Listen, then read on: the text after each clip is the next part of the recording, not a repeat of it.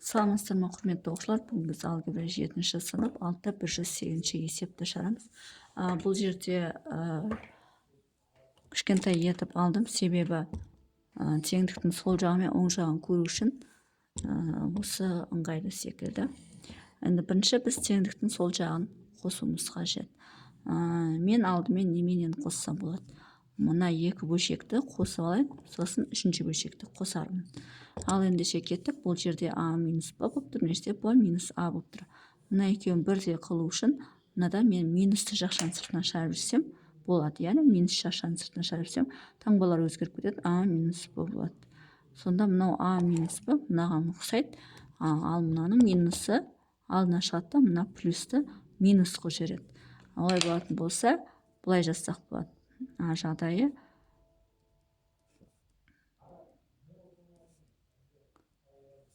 тек енді мына минусын шығарып жіберген кезде мына минус болып кетеді, минус қылып жазайық.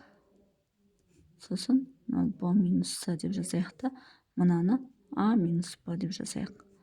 Сонда тым болмағанда біреуі ұқсайды, яғни а минус б ұқсайды, а минус б ұқсайды, және мына екеуін жаза саламыз. Екеуі екі түрлі болатын болса, ортақ бөлімге а минус б, одан кейін а минус с, одан кейін б минус с-ны алайық. Ортақ бөлімге осы үшеуін алсақ, осының барлығын мынаған бөлетін болсақ, а минус б кетеді, а минус с кетеді, бұл жерге б минус с түседі. Ал мына жерге б минус с кетеді, а минус б кетеді, а минус с түседі. Енді мынау б минус с-ны көбейтетін болсақ, б минус с-ның квадраты болады. Минус, енді а минус с-ны с минус аға көбейтеміз. Немесе біреуінен минус шығарып жіберейік. Мынадан минус шығарып жіберсек, онда а минус с болады. Ал мына минусты, мына минуспен плюс қылып жібереді, мына минусты плюс қылып жібереді. Сонда б минус с-ның квадраты, мына жер плюс, былай жазсақ болады, а минус с-ның квадраты деп бөлінген а минус б, ортақ бөлім а минус с, б минус с.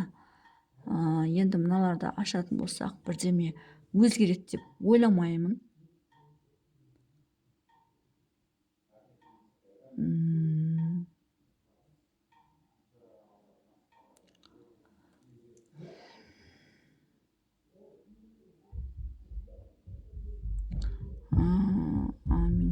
Бірдеме өзгереді деп ойламаймын. Сондықтан осы күйінше қалдырайын. б квадрат минус 2 болса плюс с квадрат болады. Осы күйінше қалдыра салайын бірінші қосқаннан. Енді ортақ бөлімге екіншісінде мынау бар. Мынамен мынаны қосу қажет. Енді бұл жерде с минус б, мынау б минус с, мынау с минус а, мынау а минус с. Демек, мынаны а минус с-ға айналдырайық, мынаны б минус с-ға айналдырайық. Сонда мынадан да минус шығарып жіберейік, а минус с деп, мынадан да минус шығарып жіберейік, б минус с деп. Ал мына екі минус көбейтіліп бір-біріне плюс болып кетеді, мынау плюс күйінше қалады. Есесіне біз а минус с, б минус с деп алдық, өйткені мынамен бірдей болу қажет. Осымен мына бөлшекті қосайын деп отырмын. Сондықтан мына ортақ бөлімге, мына ортақ бөлімді бірдей қылсақ, бізге жеңілірек болады. Ендеше кеттік, бірінші мынаны жазамыз, яғни б жағдайы б минус с-ның квадраты плюс а минус с-ның квадраты бөлінген а минус б, а минус с, б минус с дейік. Қосайық, мына жер өзгерген жоқ. А минус б болады, бөлшектің бөлімі а минус с, б минус с деп. Сонда мынадан да минус шығарды, мынадан да минус шығарды, екеуі плюс болып кетеді, мынаны өзгертпейді, мына екеуі есесіне айналып кетеді. Енді бұны бұлай неге жаздым? Себебі мында а минус с бар, мында а минус с, мында б минус с бар, б минус с.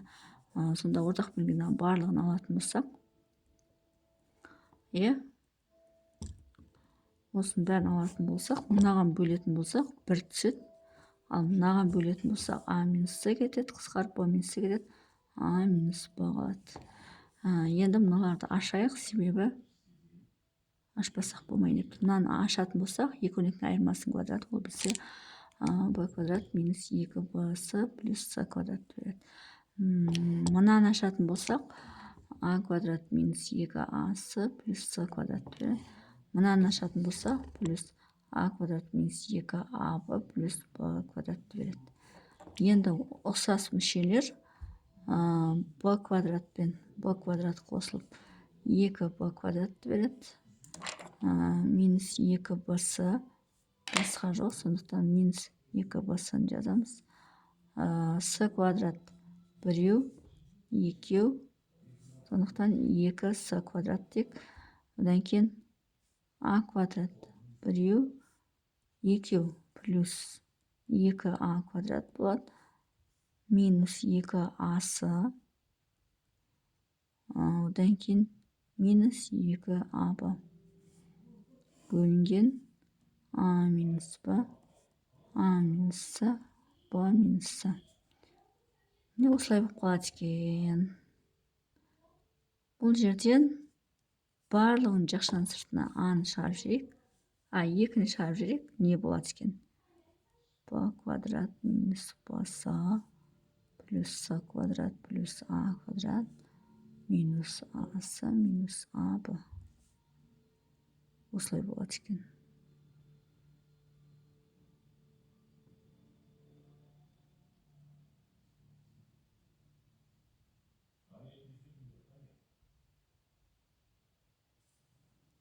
Бөлшектің бөлімінде.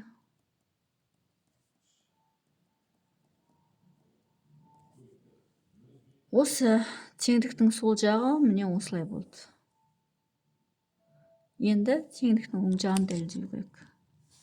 Теңдіктің оң жағы мына үшеуін қосамыз.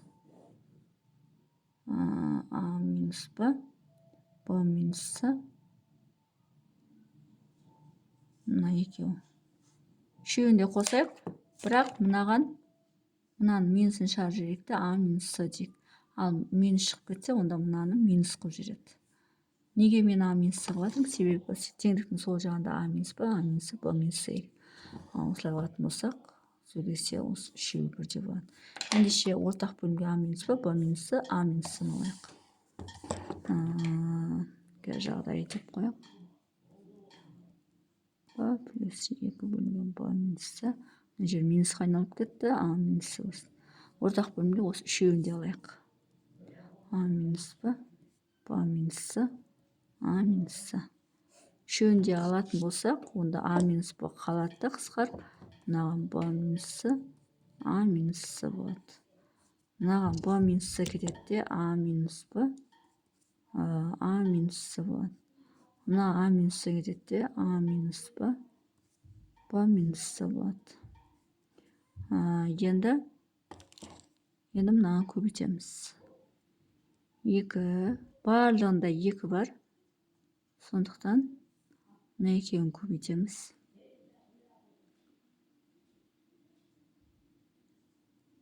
a минус c-ны көбейтеміз. Плюс a минус b, a минус c. Мына жер минус болады. Минус a минус b, b минус c. Міне, тең. Барлығынан 2-ні жақшаның сыртына шығарып жібердім. Мынау ортақ бөлімі. Енді мыналарды ашамыз. Мынаны көбейтеміз, ab болады. Мынаны көбейтеміз, минус bc болады. Мынаны көбейтеміз, минус ac болады. Мынаны көбейтеміз, плюс c квадрат болады. Мынаны көбейтеміз, плюс a квадрат болады. Мына екеуін көбейтеміз, минус ac болады. Мына екеуін көбейтеміз, минус ab болады. Мына екеуін көбейтеміз, плюс bc болады. Минус болады, ab. Минус ac плюс ac болады. Минус b квадрат плюс b квадрат болады. Плюс bc алда минус bc болады. Тең 2. Енді мына ab мен минус ab жойылады. Минус bc мен bc жойылады. минус асы мен плюс асы жойылады. Сонда қалады бізде а квадрат, с квадрат және б квадрат. А квадрат плюс б квадрат плюс с квадратқа. Одан кейін минус асы қалады, минус аб қалады, минус б қалады. Минус асы, минус аб, минус б бөлінген а минус б, а минус с, б минус с. Мынау теңдіктің оң жағынан осы шығады. Теңдіктің сол жағынан мынау шыққан, теңдіктің оң жағынан мынау шықты. Демек екеуі бір-біріне тең болып тұр. Қарайтын болсақ, олай болса біз теңдікті не істедік? Дәлелдедік. Бұл бірінші теңдікті дәлелдеу.